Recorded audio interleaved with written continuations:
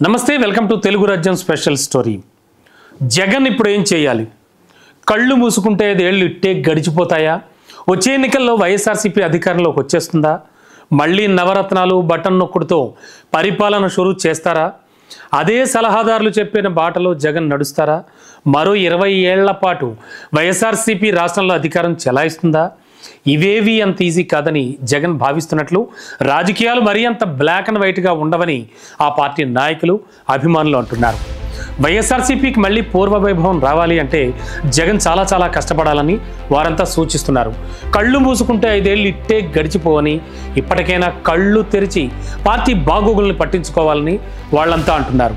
చంద్రబాబు నాయుడు చేసే తప్పుల వల్ల తిరిగి వైఎస్ఆర్సీపీ అధికారంలోకి వస్తుందని జగన్ భావించడం సరికాదంటూ వాళ్ళు చెబుతున్నారు. వైఎస్ఆర్సీపీకి 15 ఏళ్లు నిండిన ఈ తరుణంలో తిరిగి జగన్మోహన్ రెడ్డి అధికారంలోకి రావాలి అంటే ఏం చెయ్యాలి అనే విషయంలో వాళ్ళు కొన్ని సలహాలు, సూచనలు ఇస్తున్నారు. గత ఎన్నికల్లో ఎదురైన ఘోర ఓటమిని ముందుగా జగన్ జీర్ణించుకోవాలి. ఇంకా తానే అధికారంలో ఉన్నట్టు, తాను చెప్పినట్టే అన్నీ జరగాలి అన్నట్టున్న ఆయన వ్యవహార శైలిని తక్షణం మార్చుకోవాలి. తనకు ప్రతిపక్ష హోదా ఇచ్చి తీరాలి. అసెంబ్లీలో చంద్రబాబుతో సమంగా తనకు మాట్లాడే అవకాశం ఇవ్వాలి వంటి డిమాండ్లను పూర్తిగా పక్కన పెట్టాలి. 175కి 151 సీట్లు ఇచ్చి గెలిపించిన జనం 5 ఏళ్లు తిరిగేసరికి కేవలం 11 స్థానాలకే ఎందుకు పరిమితం చేశారు అనేది ఆయన ఖచ్చితంగా ఆలోచించాలి. జనంలో పార్టీ పట్ల ఈ స్థాయిలో ఎందుకు వ్యతిరేకత ఏర్పడింది అనేది తెలుసుకోవాలి. చుట్టూ ఉన్న సలహాదారుల బలయాన్ని పక్కన పెట్టి పార్టీ ఘోర పరాజయం సాధించడంలో తన పాత్ర ఏమిటి అనేది ఆత్మవిమర్శ చేసుకోవాలి. ముందుగా తన చుట్టూ ఏం జరుగుతోంది అనేది జగన్ గ్రహించాలి. ఇందుకోసం ఆయన ప్రత్యేకంగా ఒక సెల్ ఫోన్ కొనుక్కోవాలి. తన గురించి, తన పార్టీ గురించి జనం ఏమనుకుంటున్నారు అనేది సోషల్ మీడియా ద్వారా తెలుసుకుంటూ ఉండాలి. సలహాదారులపై ఆధారపడకుండా సోషల్ మీడియా ద్వారా ఫీడ్బ్యాక్ తీసుకుంటే పార్టీని అసలు ఎలా నడపాలి అనే విషయంలో జగన్కు ఒక క్లారిటీ వస్తుంది. తన నుంచి జనం ఏం ఆశిస్తున్నారు అనేది ఆయనకు అర్థమవుతుంది. ఇక గ్రామ స్థాయి నుంచి పార్టీని పటిష్టం చేయాలి అంటే నాయకులు, కార్యకర్తల సహకారం అవసరమన్నది ఆయన గుర్తించాలి.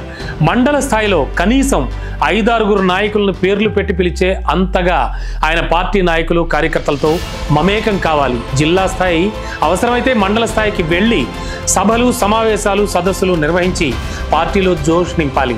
తన్ను కలిసేందుకు వచ్చే వారికి ఎక్కువ ప్రయారిటీ ఇవ్వాలి. తమ సమస్యలు చెప్పుకోవడానికి వచ్చే జనానికి, పార్టీ నాయకులకు తగిన సమయం కేటాయించాలి. ఇందుకోసం రోజు కనీసం 2 గంటలైనా కేటాయించి వారి కష్ట సుఖాలను స్వయంగా వినాలి, తెలుసుకోవాలి. ఇలా కలిసే వారితో మాట్లాడేటప్పుడు సలహాదారులు కానీ, సంబంధిత కోఆర్డినేటర్లు కానీ పక్కనుండకుండా చూసుకోవాలి. తన వద్దకు వచ్చే వారికి వ్యక్తిగతంగా తమ సమస్యలు చెప్పుకునే ఛాన్స్ ఇవ్వాలి. అప్పుడే తమ నాయకుడికి తమ ఇబ్బందులు స్వయంగా చెప్పుకున్నాము అనే సంతృప్తి కలుగుతుంది. తన్ను కలవడానికి వచ్చే నాయకులకు కోఆర్డినేటర్లు, సలహాదారులు పరిచయం చేస్తే వారితో ఫోటో తీసుకుని పంపించేయడం కాదు, వారి భుజం తట్టాలి. నియోజకవర్గంలో ఉన్న పరిస్థితిని వారి ద్వారా స్వయంగా తెలుసుకోవాలి.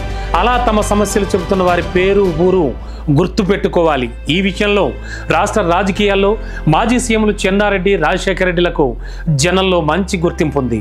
వాళ్ళది ఎలిఫెంట్ మెమరీ అని ఇప్పటికీ రాజకీయ పరిశీలకులు అంటూ ఉంటారు. ఎప్పుడో 10 ఏళ్ల క్రితం చూసిన మండల స్థాయి నాయకుడిని కూడా పేరు పెట్టి పిలిచి మరీ పలకరించడం వాళ్ళ నైజం. అంటే ప్రజలు, నాయకులు, కార్యకర్తలతో మాట్లాడేటప్పుడు చిత్తశుద్ధితో పూర్తి దృష్టి వాళ్లపై సారించి మాట్లాడితేనే ఆ విధంగా గుర్తుపెట్టుకోవడం అనేది సాధ్యం అవుతుంది. జగన్ కూడా జనంతో ఆ విధంగా మింగిల్ కావాలి. కష్టపడే వాళ్ళకి పార్టీలో గుర్తింపు ఉంటుందని, భవిష్యత్తులో అవకాశాలు కల్పిస్తామని భరోసా ఇవ్వగలగాలి. కష్టపడి పనిచేసిన నేతలకు అవకాశాలు ఇస్తేనే పార్టీకి మనుగడ ఉంటుందన్న విషయాన్ని కూడా జగన్మోహన్ రెడ్డి గ్రహించాలి. అప్పట్లో ఒక గురుమూర్తిని, వరుదు కళ్యాణి వంటి వారిని పార్టీ గుర్తించడం వల్లనే ఇప్పుడున్న కష్టకాలంలో వాళ్ళు పార్టీకి అండగా నిలబడి పార్టీ వాణిని చట్టసభల్లో సమర్థవంతంగా వినిపించగలుగుతున్నారు. ఇటువంటి వారిని గుర్తిస్తే పార్టీ 10 కాలాల పాటు జనాల్లో మనగలుగుతుందన్న నిజాన్ని జగన్ గ్రహించాలి. రాష్ట్రంలో ఉన్న తక్షణ సమస్యలను అవగాహన చేసుకోవడం, పార్టీ పరంగా వాటి పరిష్కారానికి తన దృక్పథం ఏమిటి అనేది వివరించడం కూడా చాలా అవసరం. తమ పార్టీకి అధికారం కట్టబెడితే సమస్యలను ఎలా పరిష్కరిస్తాము అన్నది జనానికి అర్థమయ్యేట్లుగా ఆయన వివరించగలగాలి. అందుకు ఆయన జనంలో తిరగాలి. 2014 నుంచి 2019 వరకు ఆయన పలు రకాల ఉద్యమాల ద్వారా, పాదయాత్ర ద్వారా ఆ విధంగా నిత్యం జనం మధ్యనే ఉండేవారు.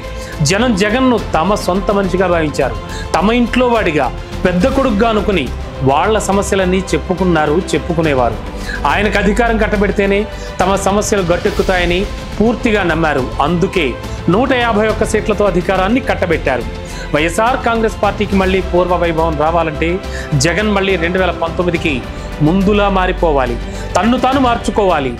ఐపాక్ మీద, కోటరీ మీద, సలహాదారుల మీద ఆధారపడకుండా గ్రామస్థాయి వరకు తనకంటూ సొంత మనుషుల్ని తయారు చేసుకోవాలి. అధికారం ఉన్నా లేకపోయినా తాను జనం మనిషినని, వారి సమస్యల పరిష్కారానికి కృషి చేస్తానని నమ్మకం కలిగించగలగాలి. అది ఎలా అంటే పార్టీ కోసం, జగన్ కోసం ఎందాకైనా పోరాడేలా వారిలో ఆయన స్ఫూర్తిని నింపాలి. ఈ పై సూచనలు పాటిస్తే 15 ఏళ్లు నిండిన పార్టీ కొన్ని దశాబ్దాల పాటు జనంలో మనగలుగుతుందని, జగన్ను తమవాడిగా భావిస్తారని వైఎస్ఆర్ కాంగ్రెస్ పార్టీ నాయకులు, అభిమానులు నమ్ముతున్నారు. జగన్మోహన్ రెడ్డి మళ్ళీ బౌన్స్ బ్యాక్ అవుతారా? పార్టీ నాయకులు, అభిమానుల మాటలను విని మారిన మనిషిగా జనంలోకి వస్తారా? ఆ పార్టీకి పూర్వ వైభవం తెచ్చి మళ్ళీ అధికారం దిశగా నడిపిస్తారా అనేది పూర్తిగా ఆయన చేతుల్లోనే ఉంది. చూద్దాం జగన్ ఏం చేస్తారు.